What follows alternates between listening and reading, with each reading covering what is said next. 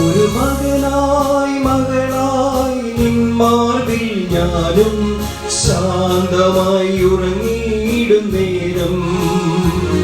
ഒരു മകളായി നിന്മാർവിൽ ഞാനും ശാന്തമായി ഉറങ്ങിയിടും നേരം.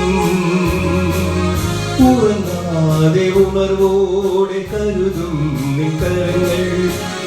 ജീവിതം നിന്നിൽ ധന്യമായി തീരാൻ. ഉറങ്ങാതെ ഉണർവോടെ കരുതും നിൻ കരങ്ങൾ.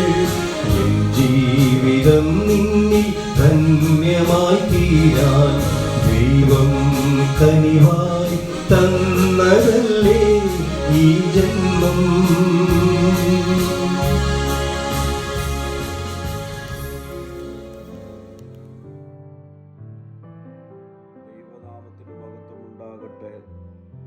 ഇന്നത്തെ പ്രഭാത ധ്യാനത്തിനായി 44 സങ്കീർത്തനം 15-16 വാക്യങ്ങൾ.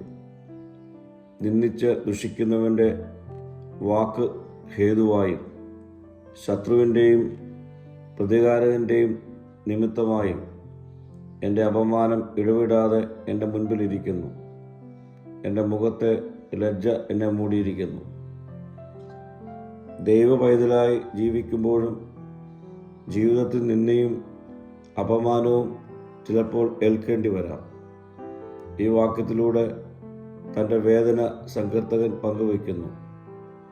പാപം ചെയ്യാതെ ദൈവത്തോട് വിശ്വസ്തരായി ജീവിച്ചിട്ടും തനിക്ക് ലജ്ജയും നിന്നെയും ഏൽക്കേണ്ടി വന്നു എന്നാണ് സങ്കീർത്തകൻ ഈ വാക്യത്തിലൂടെ പറയുവാൻ ശ്രമിക്കുന്നത്.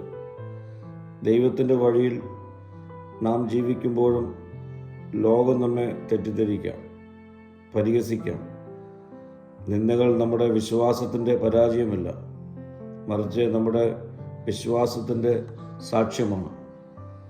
മനുഷ്യൻ നമ്മെ തള്ളിക്കളഞ്ഞാലും ദൈവം നമ്മുടെ കണ്ണുനീർ കാണുന്നവനാണ്.